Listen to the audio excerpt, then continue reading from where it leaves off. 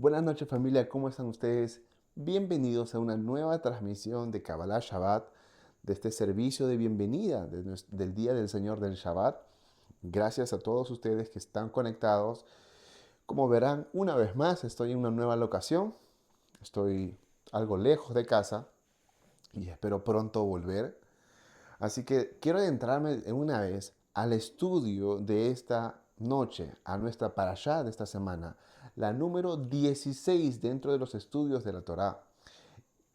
Es la parashá llamada Beshalach. Y es la parashá, se ha traducido como cuando los soltó, cuando los dejó ir, cuando los envió fuera. Pero conceptualmente hablando, estaríamos hablando más sobre cuando los botó. Ya, si quieren irse, váyanse, váyanse, cuando los envió para afuera. Algo así vendría a ser conceptualmente la traducción de esta parashá llamada Beshalach. Y nos habla de varios puntos.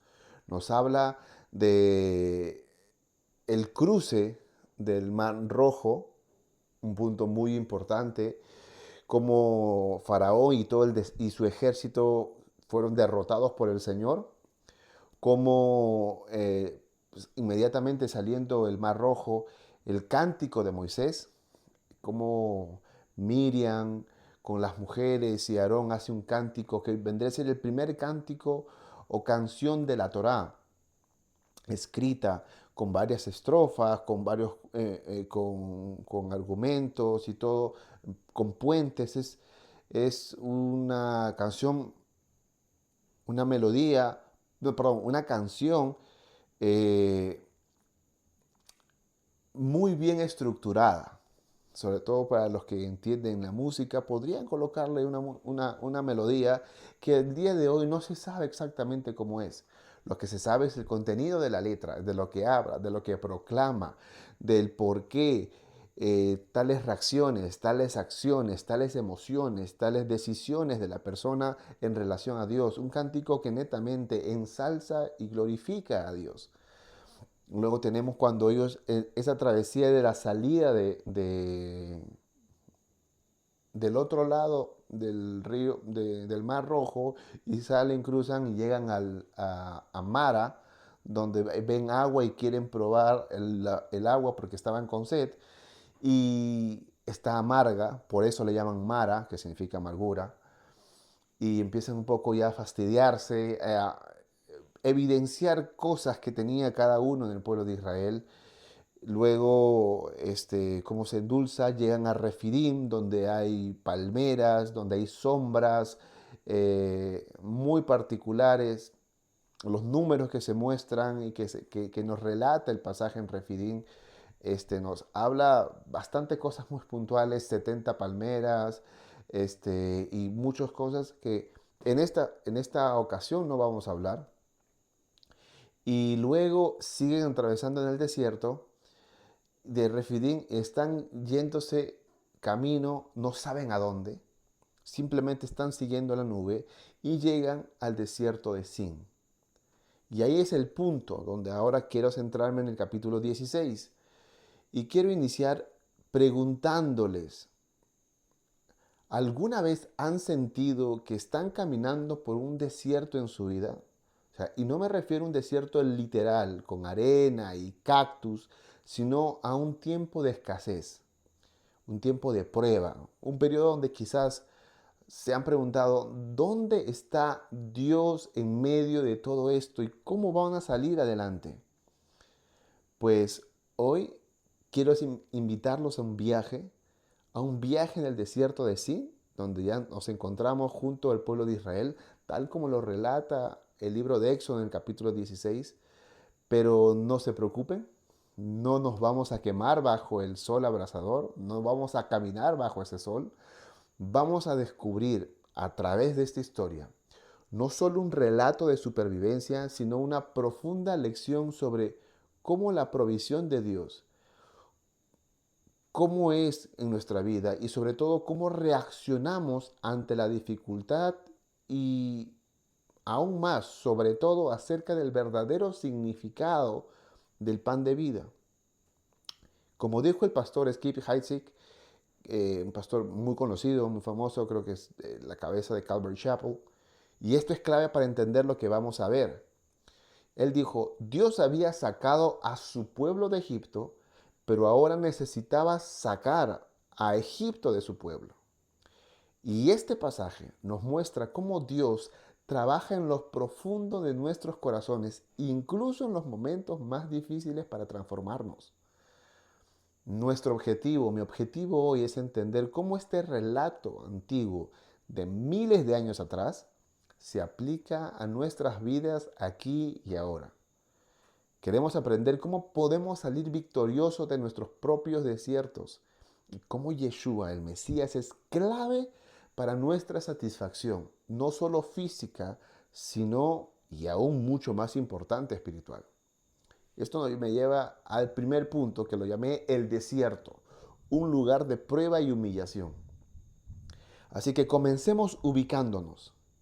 El pueblo de Israel acababa de ser liberado milagrosamente de la esclavitud de Egipto. Ellos han cruzado el Mar Rojo, han visto el poder de Dios de maneras asombrosas, increíbles, pero ahora se encuentran en el desierto de Sin, un lugar inhóspito que está entre Elim y el monte Sinaí. Y ha pasado aproximadamente un mes y 15 días desde su salida. Y las provisiones que traían consigo, pues obviamente se han agotado. Entonces quiero que imaginen esta escena. Si pueden, vean un mapa mental de la ruta del éxodo de sus cabezas. Están en medio de la nada, sin supermercados a la vista, sin restaurantes, sin reservas de alimento. El sol quema la piel, la sed aprieta obviamente con el calor del desierto y con todo eso el estómago ruge con fuerza. Todos estos son factores que obviamente hacen que la esperanza del pueblo poco a poco comience a desvanecerse. Y es aquí donde el desierto se convierte en un aula. El aula favorita de Dios, como me gusta decirlo. Porque el desierto en la Biblia no es principalmente un lugar de castigo, sino es un lugar de entrenamiento. Ya lo he mencionado las veces que me tocó hablar sobre desiertos. He pasado por desiertos y posiblemente seguiré pasando en algunos momentos y algunas etapas de mi vida en desiertos. Y en Deuteronomio 8:2, Dios mismo lo explica, que le dice al pueblo de Israel, y te acordarás de todo el camino por donde el Señor tu Dios te ha traído durante el desierto, durante estos 40 años. Y dice, para humillarte, probándote a fin de saber lo que había en tu corazón, si guardarías o no sus mandamientos. Quiere decir que el desierto Dios lo usa para humillarnos. El desierto nos humilla, nos quita el orgullo, la autosuficiencia, la ilusión que tenemos nosotros de que tenemos el control. Nos enfrenta a nuestra fragilidad, a nuestra total y única dependencia de Dios. Es como, ¿cómo decirlo? Un orfebre que purifica el oro en el fuego.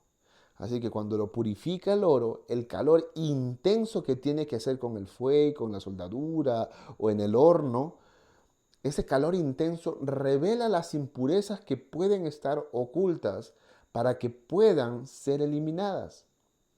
O es como un alfarero que humedece la arcilla y que necesita de esta para trabajar su arte. No necesita la arcilla dura, necesita moldearla. Y para moldearla, para trabajarla, tiene que mojarla, tiene que humedecerla, para poder deshacerla y moldearla a la forma que sea necesaria. Y es aquí que viene una pregunta crucial para cada uno de nosotros. ¿Qué Egipto necesita ser sacado de tu corazón? ¿Qué actitudes, qué hábitos, qué quizás apegos te están impidiendo depender completamente de Dios y de su provisión? Es para que lo analices. ¿Cómo reaccionas? ¿Cómo haces? ¿Cómo son tus emociones? A veces estás muy dependiente de cosas y cuando no te salen, cuando no están, cuando te entra en la dura, reaccionas de unas formas Y esa reacción ya es una evidencia de algo, pero simplemente es la consecuencia de que tú estabas dependiendo de otra cosa, confiando en otra cosa que no se dio y eso te sacó de tu zona de confort y te hizo reaccionar, ver, actuar de una manera muy particular. Y eso es lo que hace. Las situaciones que se nos salen del control evidencian lo que tenemos nosotros. Y esto me lleva al siguiente punto. Le quise, así le llamé, la murmuración y una respuesta divina. ¿Qué es lo que vemos en ese punto? Porque si en el primer versículo del capítulo 16 nos habla en dónde estaban ubicados, del versículo 2 al versículo 12 vamos a ver cómo es la reacción del pueblo ante esta evidencia. ¿Dónde están ubicados? Salen de su zona de confort, salen de todas sus comodidades, salen de ese lugar seguro y eso evidencia en ellos algo que estaba oculto. Veamos cómo reacciona el pueblo de Israel ante esta situación, porque como mencioné, el versículo 2 y 3 del Éxodo 16, leemos que toda la congregación comenzó a murmurar contra Moisés y contra Aarón. ¿Y qué es lo que decían? Ellos decían, ojalá muramos o hubiésemos muerto a manos de Dios en la tierra de Egipto cuando nos sentábamos junto a las ollas de carne, cuando comíamos pan hasta saciarnos, pues nos han traído a este desierto para matar de hambre a toda esta multitud. ¿Se dan cuenta de lo que estaba diciendo? Ellos estaban idealizando su vida pasada en Egipto. Una vida de esclavitud, una vida de sufrimiento, una vida de muerte incluso. La memoria a veces nos juega trucos. No sé si a ustedes les ha pasado, pero la memoria juega trucos. Es como cuando estamos a dieta y comenzamos a soñar o a pensar todos los alimentos que no podemos comer, olvidando a veces por qué decidimos hacer cambios en primer lugar, por qué decidí hacer la dieta. Se olvidaron que mi tema de salud, que mi tema de peso, que mi cuerpo ya no está funcionando de la misma manera, por eso me llevó a la dieta, ya, o sea, por manera estética.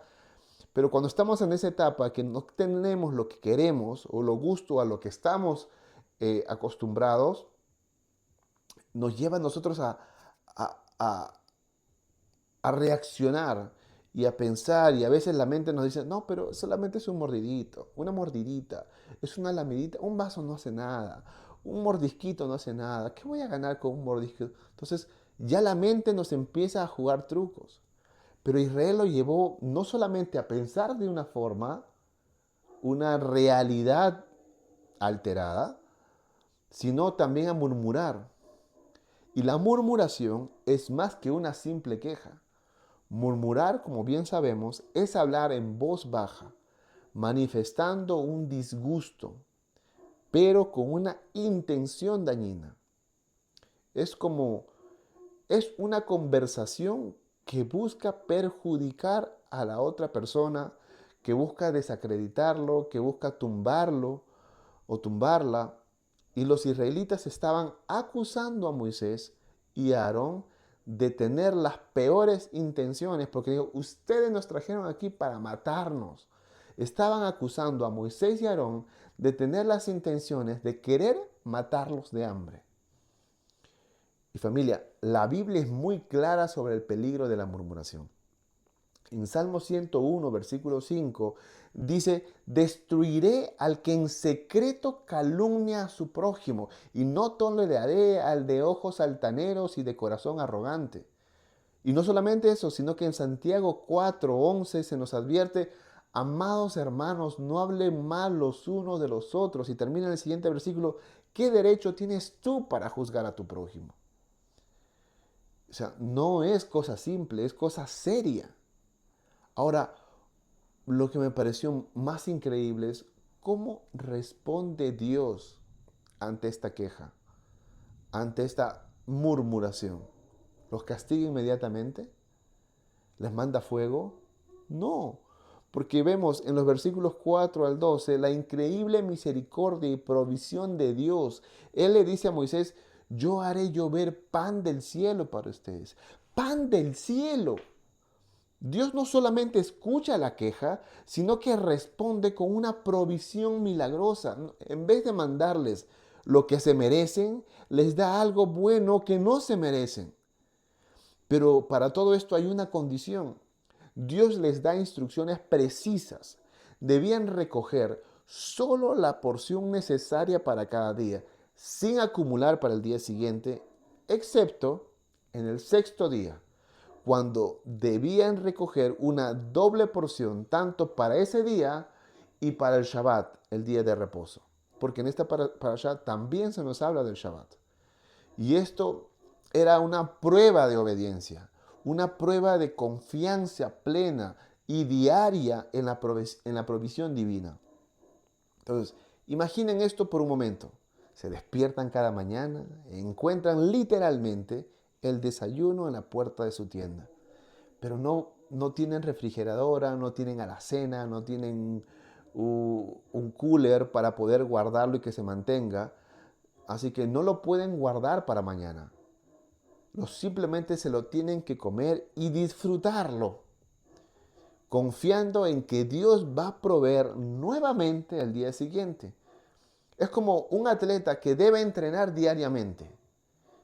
No puede acumular entrenamiento, sino que debe confiar en el proceso diario que hace. Y además, vemos que la gloria de Dios se manifiesta en una nube, porque empiezan a hablar, empiezan a criticar, y en todo ese momento estaba la nube que los guiaba, les llevaba por aquí, les llevaba por allá, y cuando empiezan a quejarse, y Aarón estaba diciendo, pero ¿por qué se quejan contra nosotros? En ese momento dice que Aarón estaba hablando, y la nube y la gloria de Dios se manifestó.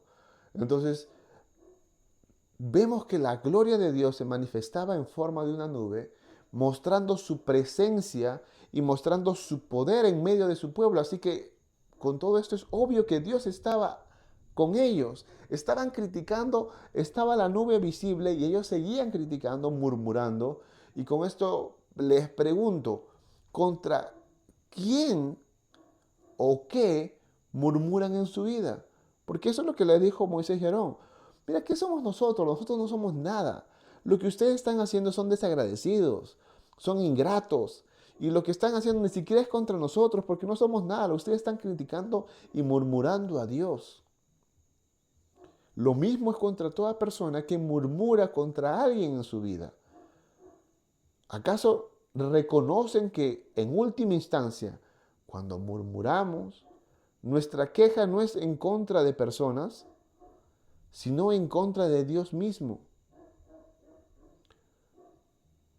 Esa queja que evidencia que el corazón no está bien, que el corazón está alimentado o atesorado con cosas que no son buenas, nos lleva a hacer cosas en contra de Dios mismo, creyendo nosotros, nuestra mente que nos juega, a veces nos juega mal, que estamos en contra de el esposo, la esposa, del papá, de la mamá, del hermanito, del líder, del pastor, pero no, es en contra de Dios mismo. Y eso nos lleva a los siguientes versículos, del 13 al 17, que concluye esta porción que le llamé el pan del cielo. Porque llegamos al momento en que aparece el maná.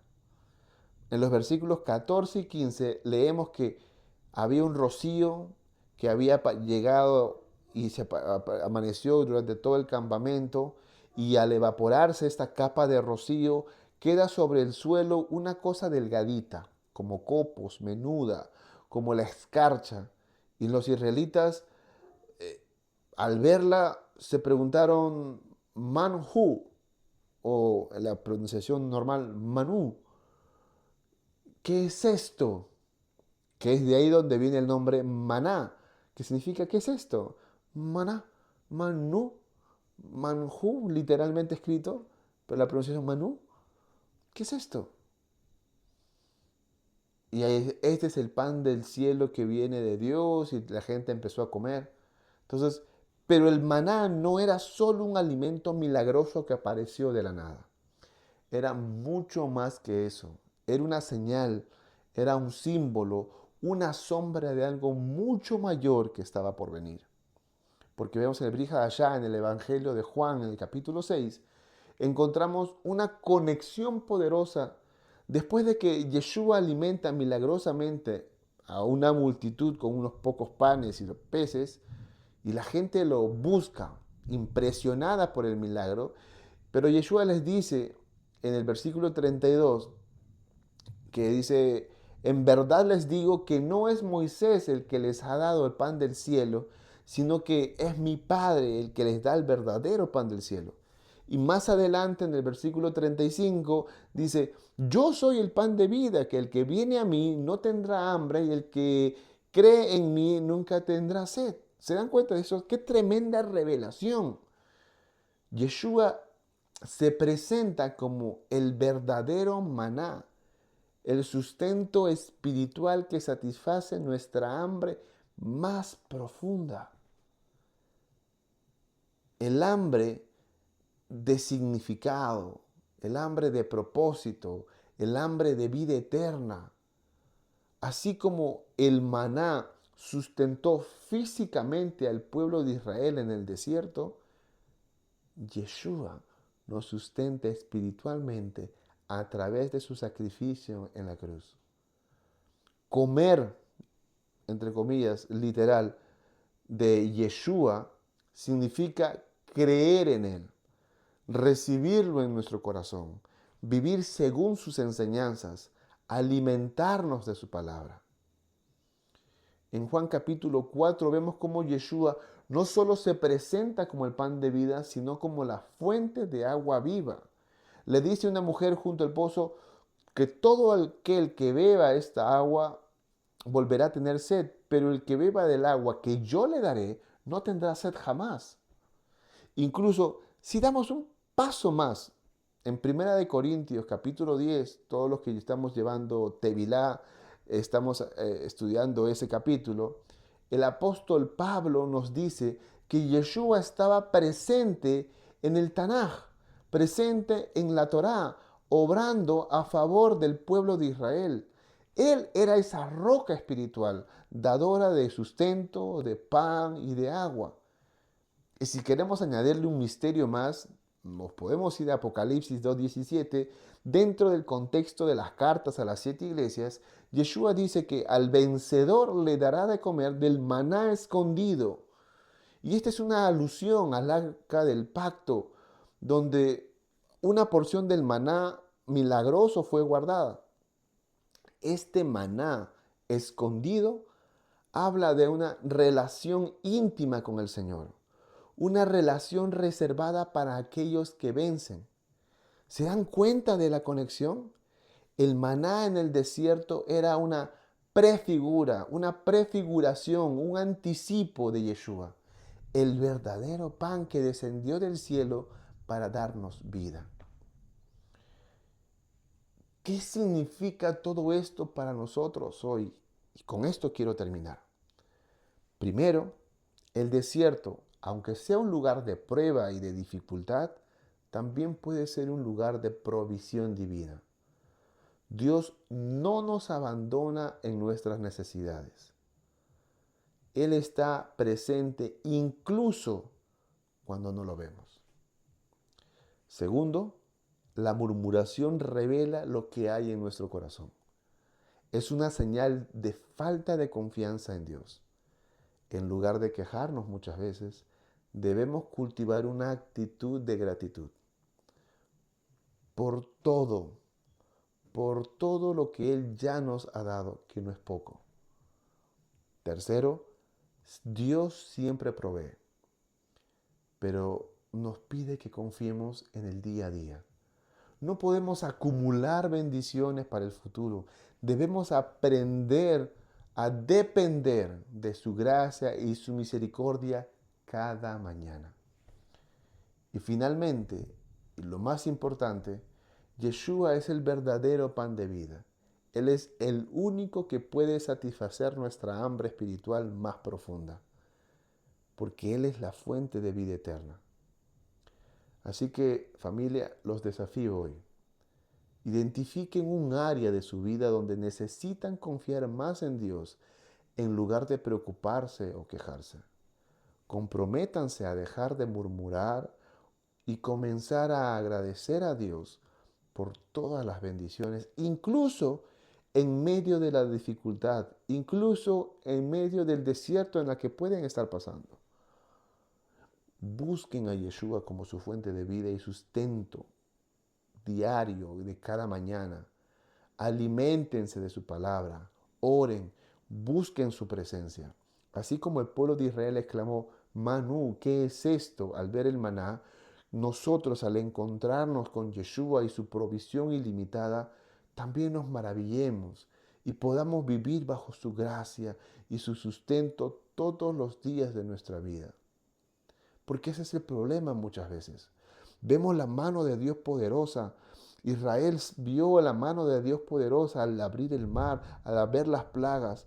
Pero un mes y medio después dejaron de sorprenderse. ¿Dejaron de ver la mano poderosa de Dios? No.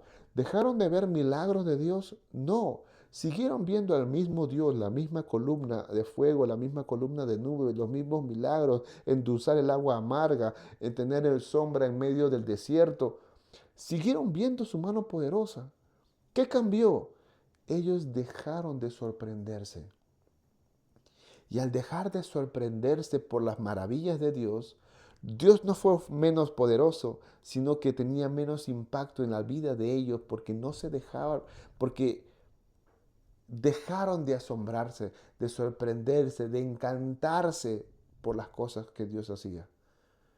Muchas veces nosotros igual vemos sus maravillas y nos agrada, nos alegramos, nos contentamos, pero después vemos otra vez y dices, bueno, ya lo ha hecho, y ya lo ha hecho, y ya lo ha hecho, y ya nos acostumbramos y lo vemos normal. Ya no es poderoso. El que me haya curado de una gripe, el que haya sanado a un amigo, a un familiar, el que no tengo dinero y Dios me ha provisto de maneras milagrosas para poder comer o de un trabajo, pero al día siguiente lo hace o al mes siguiente logra ayudarme a pagar las cuentas y ya no me maravilla tanto. Dios no dejó de tener poder. Dios no dejó de ser fuerte. Nosotros dejamos de maravillarnos de su poder. Por eso que Salmo dice, bendice alma mía Adonai y no olvides ninguno de sus beneficios, porque siempre los hay, siempre, y son nuevos cada mañana como sus misericordias. Maravillémonos con la provisión ilimitada de Dios. Su gracia y su sustento siempre están todos los días de nuestra vida. Amén. Vamos a orar. Padre Celestial, te damos gracias por tu palabra. Gracias porque es viva y eficaz. Gracias por esta historia del maná. Gracias porque nos recuerda tu provisión constante y tu fidelidad. Te pedimos perdón muchas veces por nuestras quejas, por nuestras murmuraciones, por lo que a veces evidenciamos que no está lleno de ti. Y ayúdanos a nosotros a confiar más en ti, a depender más de ti, a verte más a ti en medio del desierto, en medio de las aflicciones, en medio de las necesidades. Porque a veces nos olvidamos que tú estás presente y nuestras quejas, nuestras cargas, nuestras preocupaciones lo abocamos porque simplemente no te vemos. Pero tú estás presente en cada detalle. Ayúdanos, Señor. Ayúdanos a depender de ti. Y como nos enseñaste en el Avinu Sheba Shammai y en el Padre Nuestro, que el pan que nos toca hoy, que nos satisface hoy, que nos alimenta hoy, dánoslo cada mañana. No quiero la panadería entera, sino lo que necesito el día de hoy. En mi desarrollo espiritual, en mi madurez, en mi provisión material, en mi provisión familiar. Lo que me compete en este día, dámelo hoy. Para que el día de mañana volveré a buscarte y volveré a tener lo de ese día. Y así una dependencia diaria, no acumulativa. Ayúdanos, Señor. Beshem Yeshua HaMashiach. Amén, amén y amén. Amén, familia. Muchísimas gracias a cada uno de ustedes por acompañarnos. Mil disculpas, quizás por lo desprolijo de esta transmisión. El lugar donde estoy con problemas de conexión. Ahorita acabo de escuchar también que está empezando las lluvias y los truenos. Espero que pueda no sea interrumpido en el audio. Muchísimas gracias y bendiciones a todos los que desde el otro lado de sus pantallas nos están acompañando a lo largo y ancho del Perú y fuera de él también, en el extranjero, a toda nuestra familia fuera del país, en América del Sur, del centro, del norte, al otro lado del charco, como se diría, en Europa, Asia, África. Muchísimas gracias a nuestros hermanos que están en quiero recordar, Nepal, que estuvieron escribiendo, Singapur, España, Francia, muchísimas gracias, en las Islas Canarias, a todos, me quedaría un poco corto, quizás dejaría de mencionar algunos lugares en los que a veces no me acuerdo, en Estados Unidos, México, Caribe. Muchísimas gracias a todos ustedes, gracias por sus bendiciones, gracias por sus contribuciones, siempre nos ayuda a bendecir también a otras personas, por sus oraciones sobre todo, porque este ministerio de Jarro Yeshua se sustenta gracias por la guía, ayuda de Dios, por sus oraciones y sus contribuciones. Y muchísimas gracias a todos ustedes. No se olviden que el día de mañana continuamos con nuestro servicio central de manera presencial. Todos los que quieren estar están cordialmente invitados, son bienvenidos todos ustedes a participar, a venir también a disfrutar este tiempo. Bezrah Hashem, si el Señor así lo permite, conmigo será hasta un próximo episodio. Que el Señor los siga bendiciendo grandemente. Que tengan todos muy buenas noches. Shabbat Shalom y Shavuot Tov.